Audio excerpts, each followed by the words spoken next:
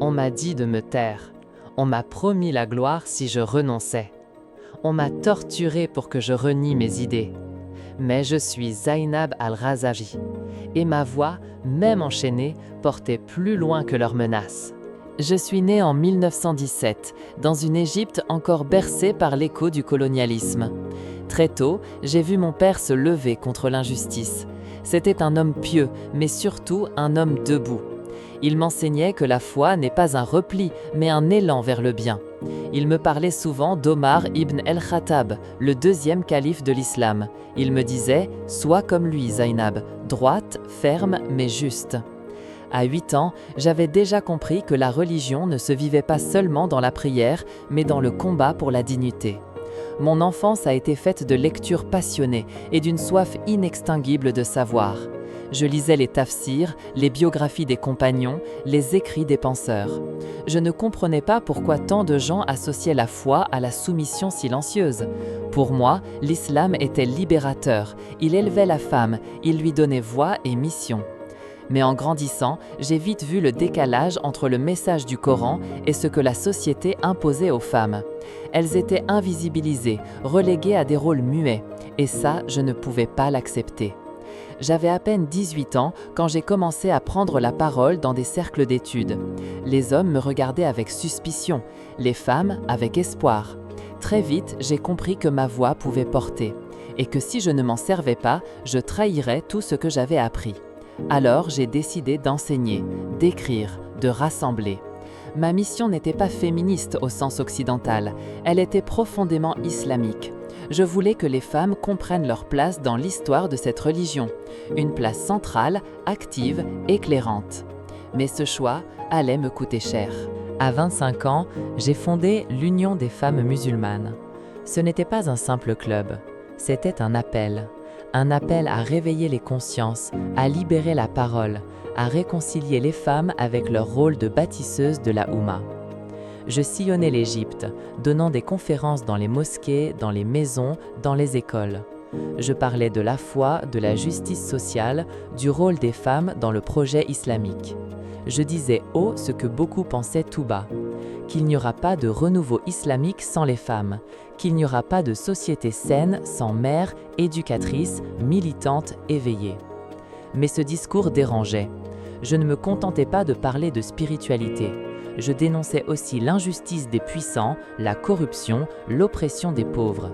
Et dans l'Égypte de Nasser, ça, c'était une faute. Un jour, des membres des frères musulmans sont venus me voir.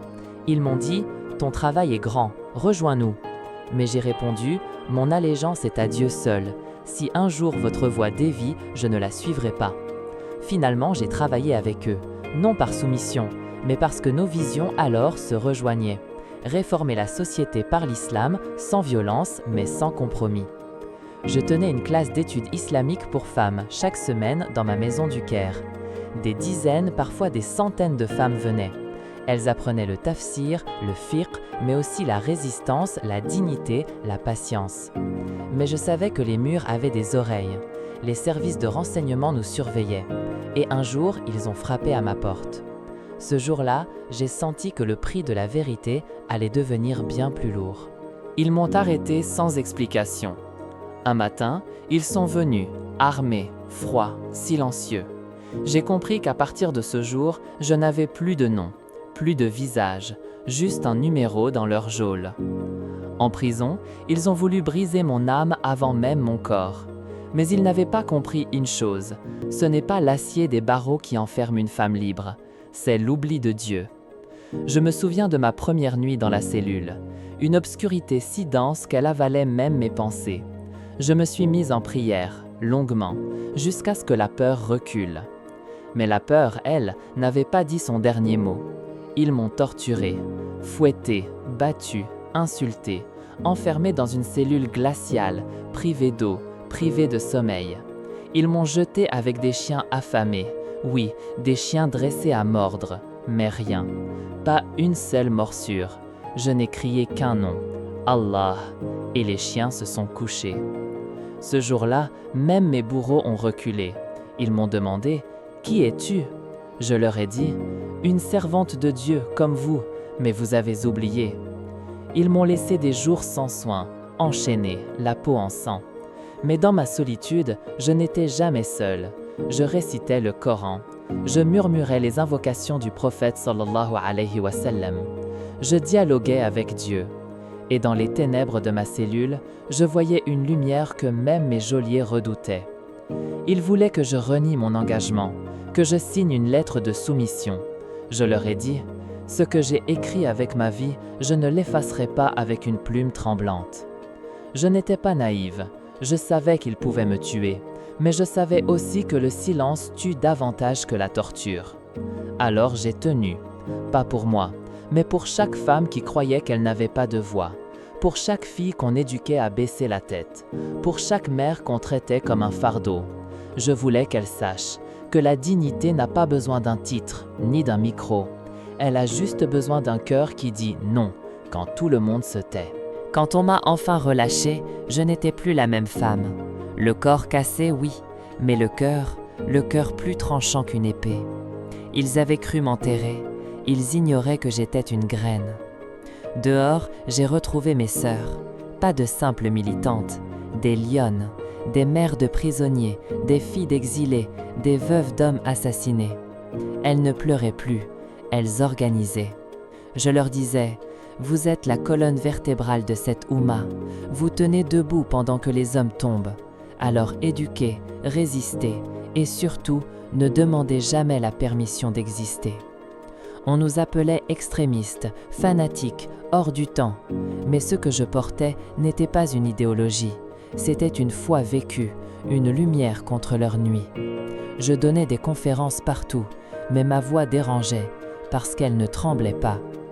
On m'interdisait de parler, je parlais plus fort. On me menaçait, je souriais. On me disait « Zainab, tu n'as pas peur ?» Je répondais « Celui qui a Dieu dans son cœur n'a pas besoin de garde du corps. » Je ne militais pas pour être élu, je militais pour réveiller, pour dire aux femmes « Tu as été créée pour porter un message, pas pour rester dans l'ombre d'un système qui te nie. » Je ne cherchais pas à inverser les rôles, je cherchais à rétablir l'équilibre. Dans les cercles du pouvoir, ils disaient « Cette femme est un problème ». Mais sur les bancs des mosquées, dans les foyers pauvres, dans les regards des filles silencieuses, j'étais un espoir. Je n'ai jamais demandé la permission d'être utile, j'ai juste suivi la trace du prophète sallallahu alayhi wa sallam. Et dans chaque injustice, je retrouvais un peu de son combat. Je n'avais pas besoin d'un parti politique pour exister. Mon parti, c'était l'islam, et ma ligne, c'était la justice. Oui, j'ai été brisé 1000 fois, mais chaque éclat de moi est devenu un miroir pour d'autres, et c'est tout ce qui compte. Je ne suis pas une héroïne, je suis une servante, mais une servante debout peut renverser un empire à genoux. Je croyais avoir tout affronté, mais la vie parfois prépare une douleur encore plus intime, quand le combat ne vient plus de l'extérieur, mais de ton propre corps. Des années après ma sortie de prison, j'ai commencé à sentir la fatigue, pas celle du sommeil, mais celle de l'âme, comme si mes os eux-mêmes portaient des chaînes invisibles. Un jour, les médecins m'ont regardé dans les yeux, et ils ont dit ce mot qu'aucune femme n'oublie, cancer. Je les ai écoutés, calmement, puis j'ai souri, parce que j'avais déjà combattu des monstres plus féroces que celui-là, parce que je savais que la douleur, quand elle est portée pour Dieu, devient lumière. Mon lit d'hôpital n'était pas une prison, c'était un mihrab, un lieu d'adoration, un endroit où chaque souffle pouvait devenir une prière. Je pensais à Khadija radiyallahu anha, à Asma, à toutes ces femmes dont la foi a résisté au feu, à l'exil, à la maladie, à l'abandon. Et je me disais, si elles ont tenu, je tiendrai. Des gens venaient me visiter, ils pleuraient en me voyant si affaiblie, mais je leur disais, la faiblesse du corps n'est rien si le cœur est encore en prosternation. Je continuais à écrire, à transmettre, même à liter, même avec des douleurs qui coupaient la parole. Un jour, une jeune fille m'a dit « Je veux devenir comme vous ». Je lui ai répondu doucement « Ne deviens pas comme moi, deviens meilleur. Sois une Zeynep, mais sans les chaînes, sans la torture. Sois une voix qui élève sans être brisée. » Je savais que ma fin approchait, mais j'étais en paix, car je n'avais jamais trahi mon serment, celui que j'avais fait à Dieu à l'âge de 18 ans, servir sa cause coûte que coûte.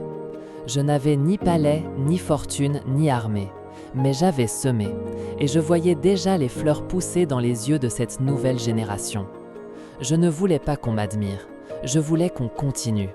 Si je devais mourir, que ce soit en laissant derrière moi non pas une légende, mais une chaîne de femmes debout. Parce que l'oppression passe, les tyrans tombent, mais les graines de vérité, elles, repoussent toujours. Je suis partie un jour de chaud silence. Le ciel était clair, mon cœur encore plus. Mon corps s'est éteint doucement, mais mon histoire, elle, s'écrit encore. Car je n'étais pas seule, je n'étais qu'un maillon. Avant moi, des femmes avaient marché sur les braises. Après moi, d'autres porteraient le flambeau. Ce n'est pas mon nom qui compte. Zainab Al-Ghazali n'est qu'une des 1000 voix de la résistance féminine. Ce qui compte, c'est ce que nous avons semé, la conviction, la dignité, et cette foi intrépide qui dit non à l'injustice, même si tout le monde se tait. J'ai aimé Dieu, plus que ma liberté, plus que ma vie, et j'ai vu ce qu'il donne à celles qui lui donnent tout. Je vous le dis, mes sœurs, mes filles, mes héritières, n'ayez pas peur. On vous dira que la femme croyante doit se taire, se retirer, obéir à tout. Mais la vraie soumission, c'est à Dieu seul. Et parfois, soumettre ton cœur à Dieu, c'est désobéir aux hommes. Mon combat n'était pas contre les hommes, mais contre l'injustice. Je n'ai jamais appelé à la haine. J'ai appelé à l'honneur, à ce que chacun puisse penser librement, vivre dignement, croire sincèrement. Il y aura encore des prisons, des menaces, des silences qui tuent. Mais si chaque femme se lève, si chaque cœur fidèle refuse de baisser les yeux, alors ils ne pourront jamais toutes nous faire taire. Je suis partie, oui, mais je ne suis pas absente. Je suis dans chaque fille qui ose parler, dans chaque femme qui refuse l'humiliation, dans chaque mère qui élève ses enfants dans la vérité. Je suis dans les mots que tu écris, dans les causes que tu portes, dans les larmes que tu caches et dans la lumière qui te pousse à continuer.